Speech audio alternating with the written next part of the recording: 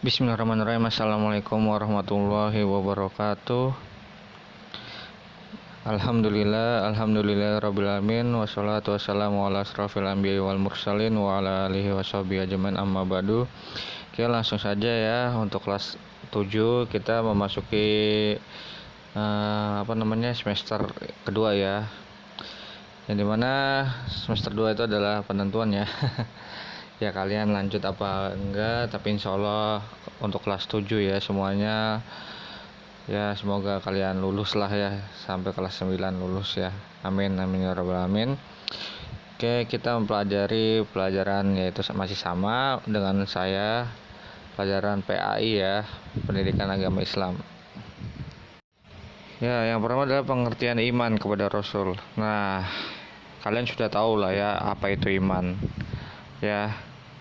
Kalian kemarin sudah kita pelajari iman ya. Nah, ini salah satu rukun dari rukun iman ya, yaitu adalah iman kepada Rasul.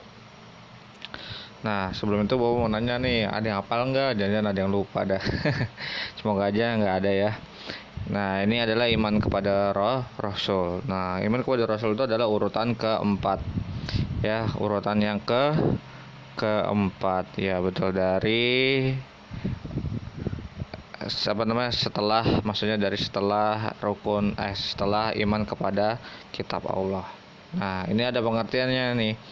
Iman kepada Rasul yaitu adalah meyakini bahwa Allah Subhanahu wa taala telah mengutus rasul-rasulnya. Jadi kalau kita yakin tuh ya, si ini si itu ya, teradalah ya, itu adalah semuanya adalah rasul atau utusan Allah. Maka dari itu kita harus yang namanya ya yakin, harus percaya kalau salah satunya adalah Nabi Muhammad itu adalah utusannya. Harus percayalah ya. Kalau kita nggak percaya tuh Islam kita atau rukun iman kita kurang ya, yang dimana itu harus dipertanyakan lah ya. Nah, berikutnya adalah iman kepada Rasul, yaitu ada rukun iman yang keempat tadi yang sudah saya bilang, setelah iman kepada kitab Allah. Terus berikutnya adalah menurut bahasa Nabi berasal dari kata naba, yaitu adalah menyampaikan berita. Adapun Rasul menurut bahasa artinya adalah utusan. Jadi Nabi itu bisa dikatakan dengan dari bahasa Arab, yaitu ada naba yang artinya ada menyampaikan berita. Nah, kalau Rasul adalah menurut bahasa adalah artinya utusan. Nah, jadi di sini ada perbedaannya ya, yaitu ada Nabi sama Rasul. Nah, di sini ada, dan demikian dapat dikatakan bahwa setiap Rasul adalah Nabi. Jadi semua yang Rasul-Rasul itu adalah Nabi. Nah, tetapi setiap Nabi belum tentu menjadi Rasul. Jadi ada beberapa Nabi saja yang dia sekaligus Nabi sekaligus juga Rasul. Itu. Tapi kalau misal Rasul itu semuanya Nabi. Tapi Nabi nggak semuanya Rasul ya. Seperti itu. Tugas dan sifat Rasul Allah Subhanahu wa taala ya. Berikutnya adalah ini ya, jadi dimana yang ada Rasulnya itu insya Allah ini adalah tugas dan sifat-sifatnya. Jadi yang dibilang Rasul itu atau utusan itu bukan hanya semata jabatan saja, cuman ada tugas-tugasnya juga, ada juga sifat-sifatnya tuh, maksudnya harus seperti ini loh gitu. Nah, tugas-tugasnya apa sih tugas Rasul? Nah, ini dia. Tugas Rasul yang udah yang udah dianugerahkan menjadi Rasul, yang udah dipilih menjadi Rasul, dari Nabi menjadi Rasul.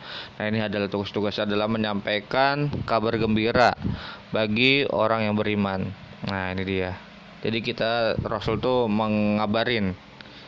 Jadi yang pasti yang udah tahu ya, dia udah dikasih tahu nih, seperti ini gitu. Kayak contohnya Nabi Muhammad kan kasih tahu loh, ini batil, ini buruk ya kan, ini loh yang benar. Itu sebenarnya udah nyampein tuh kabar gembira tuh ya, kabar gembira di mana posisinya ya, insya Allah kalau ngikutin pasti akan balasannya masuk surga. Itu udah disampaikan tuh.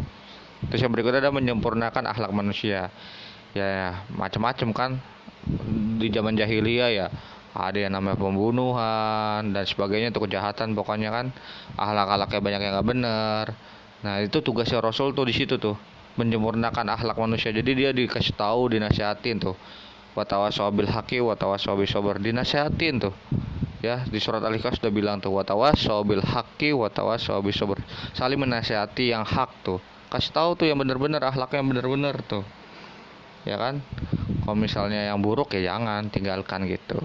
Berikutnya ada nomor 3, ada memberi peringatan bagi yang ingkar. Nah, dikasih tahu tuh yang ingkar-ingkar, akan dikasih ini loh, misalnya apa namanya, azabnya seperti ini. Udah kan dikasih tahu tuh, kayak rasul-rasul kayak Nabi Musa dan sebagainya kan tuh, ya kan. Nabi Muhammad udah ngasih tahu kan ya semuanya, tolong jangan seperti ini, jangan seperti ini, jangan ingkar, jangan seperti ini, jangan ingkar, ya kan. Alhasil banyak yang mengingkarinya, kena azabnya, kena hukumannya, ya kan. Iya, di situ tugasnya tuh udah memperingati tuh bagi-bagi yang ingkar, kamu jangan kayak gini ntar bakal kena gini gitu, ya. Terus menjelaskan cara beribadah kepada Allah. Nah, itu adalah salah satu tugasnya juga, menjelaskan cara beribadah kepada Allah. Tadinya seperti ini, yang nggak tahu sholatnya kan, makanya ada yang namanya dakwah kan. Rasul tuh dakwah, Nabi Muhammad tuh dakwah secara sembunyi-sembunyi sama terang-terangan. Sembunyi-sembunyi dia kasih tahu nih, ibadah lo sholatnya seperti ini, puasa seperti ini. Ada yang nggak tahu nih, misalnya seperti ini, dikasih tahu gitu. Itu bukan Rasulullah yang tahu ya, maksudnya dari Allah, itu perantaraan. Bukan hanya tiba-tiba Rasul yang tahu, enggak. Itu semua dari Allah, cuman Nabi Muhammad tuh perantaraannya. Jadi dia kan rasulnya, utusannya gitu. Nggak mungkin kan Allah yang turun serut gitu, ya kan, nggak mungkin. Jadi utusannya adalah Nabi Muhammad. Nah, kita kasih tahu tuh cara ibadahnya yang benar gimana, puasanya, sholatnya, dan sebagainya. Menjelaskan aturan-aturan yang perlu dipatuhi, ya. Di agama Islam udah pasti ada aturan-aturannya, ya. Ada dalil-dalilnya, ada ayatnya seperti ini loh, jangan loh, ini loh, ini yang benar, ini yang salah, ini udah nih, ini yang hitam, ini yang putih, ya kan. Udah kasih tahu tuh di situ ada yang hak, ada yang batil, ya kan. Udah kasih tahu tuh aturan-aturannya, harus kita patuhi. Yang berikutnya adalah menjelaskan bahwa manusia itu perlu bekerja untuk kehidupan dunia dan akhirat. Nah, Rasulullah tuh bukan hanya sekedar mengingatkan hanya akhirat terus gitu, enggak, cuman dunia juga. Yang namanya jual beli, kehidupan sehari-hari itu bekerjanya seperti ini, yang penting halalnya dapet, ya kan. Halalnya dapet, kehidupannya tentram, nyaman, akhiratnya pun akan dapet gitu. Kalau kita dunianya udah bagus aja, akhiratnya insya Allah dapat juga. Jadi dua-duanya dah dapat, seperti itu. Ya, ini ada tugasnya ya. Sifatnya ntar di berikutnya, ini baru tugas-tugasnya. Oke. Ya, yang berikutnya adalah sifat-sifat. Nah, ini sifat-sifat Rasul ya. Tadi kan tugasnya. Nah, ini ada sifatnya nih. Jadi yang harus dipunyain nama Rasul tuh sifatnya seperti ini loh gitu maksudnya. Ya. Jadi seperti ini sifat wajib. Nah, ini yang pertama adalah sifat wajib bagi Rasul. Jadi Rasul tuh harus punya sifat wajib nih. Yang ini nih wajibnya, apa yang punya dia tuh adalah sidik yang pertama. Artinya ada jujur dalam segala ucapan dan perbuatannya. Tuh, kalau udah dikasih istilah jaminan jabatan gitu, istilah kayak ibarat ini jabatan ya Rasul tuh. Udah sidik banget tuh, harus nggak boleh bohong, harus benar sesuai dengan ucapannya dan perbuatannya tuh, sidik harus. Wah, kalau tapi insya Allah tuh pilih yang orang-orang benar-benar terpilih lah. Udah yakin nih dari hatinya nih, pasti nih kalau saya pilih nggak bakal bohong. Nah, ini udah orang-orang yang Rasul-Rasul ini yang kepilih nih, Siddiq dan Nabi Muhammad tuh. Waduh, boro-boro bohong ya tuh, segala ucapan dan perbuatannya. Yang berikutnya adalah amanah, artinya ada menyampaikan hal yang diperintahkan Allah. Nah, amanah Allah bilangnya seperti ini, Rasul-Rasul yang udah diutus sama Allah tuh ngomongnya seperti Allah juga.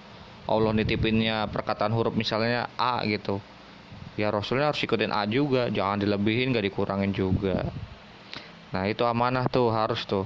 Tablik, nah artinya adalah menyampaikan firman Allah kepada umatnya. Nah, ini hampir sama lah ya, model-modelnya adalah menyampaikan, jadi seperti itu.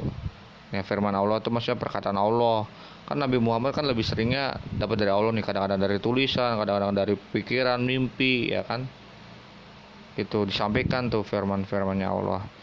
Fatonah, nah artinya ada memiliki pengetahuan dan pemahaman yang luas dalam segala hal. Kalau yang namanya Rasul, wah itu harus luas lah. Ya, makanya itu kenapa di salah satunya ini adalah seorang siswan ya. Di sini ada nih sifat siswa tuh juga ada di sini namanya Fatona. Ya kalau siswa, jangan kan siswa, guru pun juga ya kan harus memiliki pengetahuan dan pahaman yang luas dalam segala hal. Jadi nggak pilih-pilih nih gitu. Cuman emang kalau udah kemampuannya segini ya nggak masalah gitu. Gak usah terlalu dipaksakan. Yang penting kita pengen gitu, pengen pengen belajar gitu maksudnya. Jangan hanya fokus saja satu mapel atau satu pengetahuan, karena semuanya bakal kepake gitu, ya kan? Ini adalah sifatnya. Nah, ini yang berikutnya ada sifat mustahil bagi Rasul ya. Jadi ini wah jarang ada nih istilahnya kalau udah dibilang dicap Rasul ya, udah ada label Rasulnya tuh, ini jarang ada mustahil lah ya namanya punya sifat-sifat kayak gini. Yang pertama tuh adalah kidzib ya. Ya, itu udah pasti banget ya, namanya artinya bohong maksudnya. Ya, kazib ya, ini biasanya kazib sih, tapi kalau sini di bukunya kidzib, maksudnya adalah kazib ya, jadi ada artinya bohong gitu. Mustahil Rasul tuh ya berdusta atau kan, nah kan berdusta tuh sama bohong tuh sama ya. Jadi jarang namanya Rasul ada bohong-bohong, nggak mungkin lah. Yang berikutnya adalah khianat, artinya adalah mustahil Rasul tidak dapat dipercaya. Jadi maksudnya dia tuh mengkhianati gitu, nggak amanah ya. Ini intinya kebalikannya lah. Khidman, nah, artinya adalah mustahil untuk menyembunyikan firman Allah. Jadi ya dikasih tahu dari sama Allah seperti ini firmannya, tapi dibelok-belokin, dikurang-kurangin, ditambah-tambahin. Nah ini khidman nih, jadi menyembunyikan lah ya. Jadi, wah nggak mau diungkapin lah istilahnya gitu. Tapi jarang ya namanya Rasul kayak gini, nggak bakal lah, udah dicap lah, udah cap bagus, label bagus, jaminannya surga, nggak mungkin khidmah kayak gini kan. Balada, artinya ada mustahil Rasulullah SAW bodoh. Nah aduh, apalagi bodoh no. Tadi aja disuruh yang namanya luas wawasannya kan lah ya. Masa di sini harus bodoh kan, nggak mungkin ya. Jadi ini seperti ini ya, ini adalah sifat-sifatnya ya, kazib, khianat, khidman, sama balada. Oke. Nah ini adalah fungsi iman kepada Rasul Allah ya. Jadi maksudnya kita tuh iman kepada Rasul tuh apa sih ya kan, takutnya kalian belum tahu. Nah ini fungsinya tuh adalah, yang pertama adalah meneladani ibadah atau perilaku Rasul. Jadi meneladani itu maksudnya kita tuh disuruh yang namanya perilaku kita tuh sama lah ya, bukan hampir sama tapi harus sama ya kan, kalau bisa sama lah ya dalam ibadahnya atau perilakunya juga. Yang tadi perilakunya kan tugasnya, sifatnya juga, sidik, apalagi tuh amanah, fatona kan ya, disuruh tuh kayak gitu tuh fungsinya ya, biar kita tuh kebuka gitu hati kita. Terus yang berikutnya meneladani sifat-sifat Rasul. Nah itu yang tadi sudah dibilang kan, untuk kehidupan sehari-hari. Terus mempertebal keimanan kita kepada Allah dan Rasulnya ya. Takutnya kalian percaya sama Allah nih, ada ya, jadi aduh bapak sebenarnya males sih ngebahas ini, cuman sebenarnya ada yang namanya ada percaya sama Allah nih, cuman Rasulnya tuh dia apa, bukan Nabi Muhammad cuy ya, bukan Nabi Muhammad, tapi ada tuh. Wah kalian belum dah wawasannya, cuman tuh ada tuh kayak gitu tuh ya. Kalau bisa jangan dah ya, jadi hanya Allah dan Nabi Muhammad Rasulnya.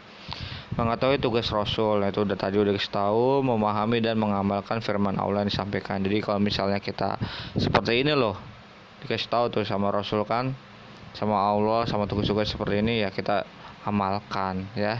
Kita di kehidupan sehari-harinya kita amalkan. Jadi seperti itu untuk iman kepada Rasul ya. Kita cukup sekian, sampai sini aja. Kita tutup ya. Wabillahi taufiq walhidayah. Wassalamualaikum warahmatullahi wabarakatuh.